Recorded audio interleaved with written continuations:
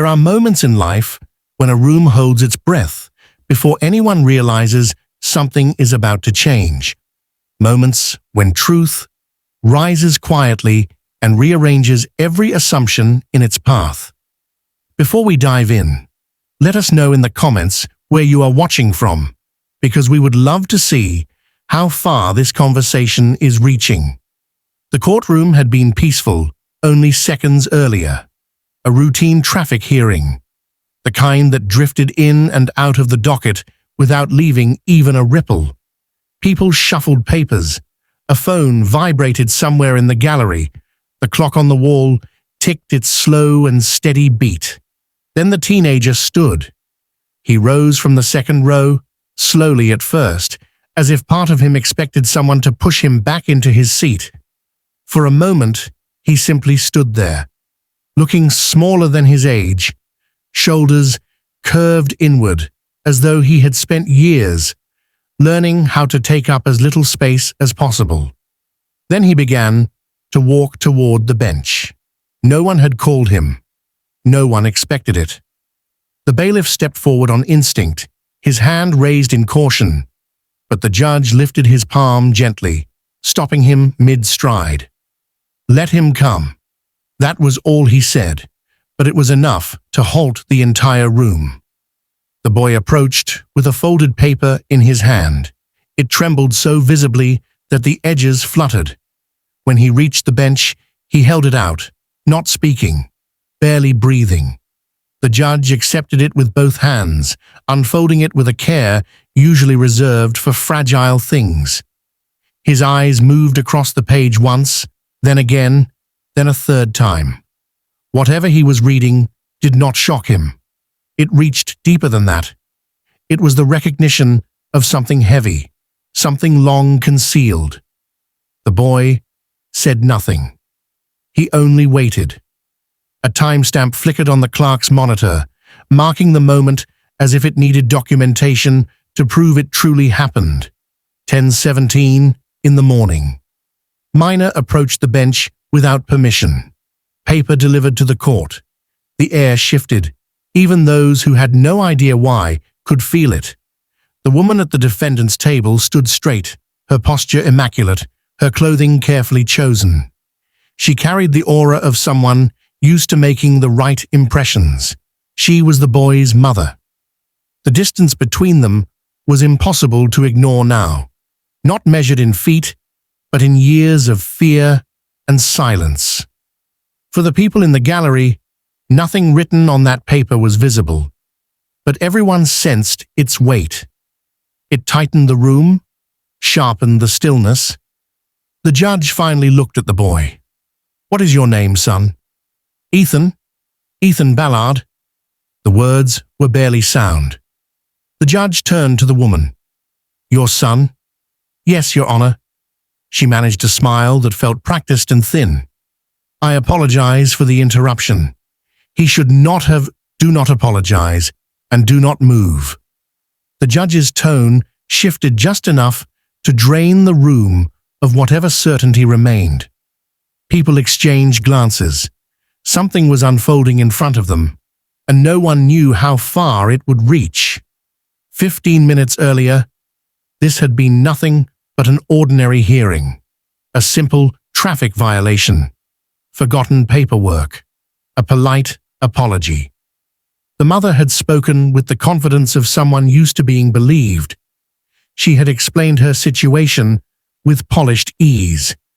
The judge had nodded, as he always did, ready to offer a fair solution. But he had noticed something she had hoped no one would. In the gallery, her son sat alone, stiff as stone, his gaze lowered, his fingers twisted tightly together. He had not looked at her. He had not looked at anyone. His entire posture spoke of someone waiting for an impact that could arrive at any moment. When the judge invited him forward earlier, he had remained frozen. His mother had excused it effortlessly. "Teenagers are shy, Your Honor. You know how they are." But this was not shyness. The judge had seen enough young people to understand the difference between awkward silence and a silence born of fear, and the child's hands, even from across the room. The trembling had been unmistakable. That trembling had become the beginning of everything. The note he carried had been written in the dark hours of the previous night. He had folded it and unfolded it until the creases softened. He had tried to throw it away. He had tried to pretend he did not need to write it. But the truth pressed on him until he could not escape it.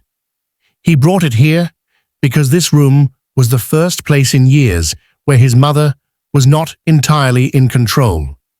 When he finally stood and walked forward, his mother had hissed his name under her breath, the kind of urgent warning that only a child raised in fear would understand.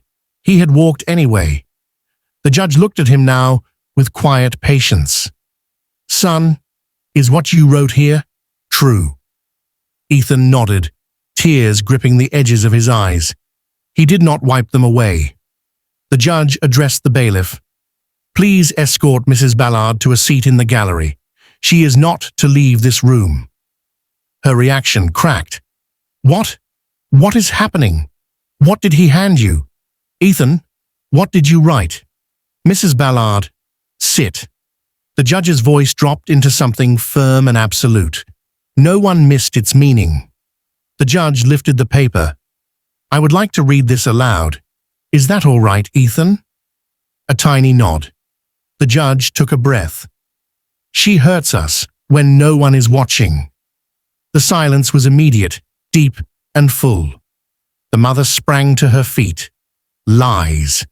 This is ridiculous. He is angry over a discipline issue. He is trying to embarrass me. Please sit, Mrs. Ballard." The judge looked at the boy again. The second sentence was worse in its implication, but he read it with the same calm cadence. "My sister is not home because of what she did." And then the last line. Soft, fragile, impossible to ignore. "Please do not make me go home with her." The judge paused for a long, heavy moment. The courtroom felt smaller somehow, as if the walls were listening. He requested the clerk to check state records for any open cases involving the family. The clerk typed quickly, her face tightening as she read. There was a file. There had been an earlier incident with Ethan's younger sister. Reports had been filed. Notes had been taken, but nothing had been resolved. The judge's voice became quieter as he absorbed the information. Months had passed without proper follow-up. A school report noted the boy's withdrawal, his decline in grades, his frequent absences, his apparent anxiety when adults raised their voices. The report had been forwarded, but no action had been taken. The system had been silent, blind, or both. The judge returned his gaze to the boy. "Son, I need to ask you something. Has your mother harmed you?" Ethan hesitated. Then he slowly rolled up one sleeve, revealing marks that anyone could recognize, even without detail. They were not from an accident. They did not come from normal childhood roughness. They were the kind of marks that left questions burning in the air. The gallery reacted with a low murmur, a collective heartbreak. The mother began to speak again, louder this time, desperate. "He did that to himself. He has been dramatic. This court has no authority." The judge cut through her words with a tone that cleared the room of argument. "I have authority over any emergency unfolding before me, and this is one." He asked Ethan if there was any adult he trusted. The boy mentioned his aunt, Patricia, someone who had tried to remain in his life until the mother severed the connection. The judge requested her number. The clerk found it. The judge made the call on speaker. The woman answered with confusion that dissolved into immediate worry at the mention of her nephew's name. When she learned he was safe, emotion broke through her voice. She had tried, she said. She had filed reports for years. She had begged the system to look closely each time the case had been dismissed. Her voice wavered. I knew something was wrong. I knew they were not safe. No one listened. The judge asked her the question that mattered most. If I place Ethan in your temporary care today, will you take him? Yes. Yes, I will. I will be there as soon as I can. When the call ended, the judge announced the decision that would change the boy's life. He invoked emergency jurisdiction, suspended all unrelated proceedings, and initiated immediate protective measures. The boy would not return home with his mother. He would leave with his aunt. His safety came first. The mother erupted again, anger replacing every ounce of composure. You are destroying my family over a piece of paper. The judge did not raise his voice. He did not need to. You destroyed your family long before that note reached my hands. The order was logged. Arrangements were made. Court workers moved with a speed that only a true emergency could summon. The boy stood near the bench, tears slipping down his face, but something fragile had replaced the terror, something like hope. Your aunt is on her way, the judge told him gently. You are not going back with your mother today. You are safe. The boy whispered the only question that mattered to him. What about my sister? You will see her. I promise you that. What you did today will help her too. Sometimes courage is quiet. Sometimes it is a simple piece of paper that changes everything.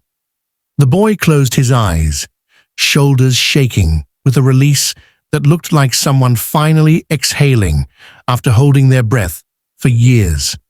6 weeks later, the investigation concluded. The truth came out through records, testimonies, and the voices of neighbors who had long sensed something was wrong but never had proof. The boy's note, those 3 unsteady sentences, became the turning point that finally forced every adult involved to listen.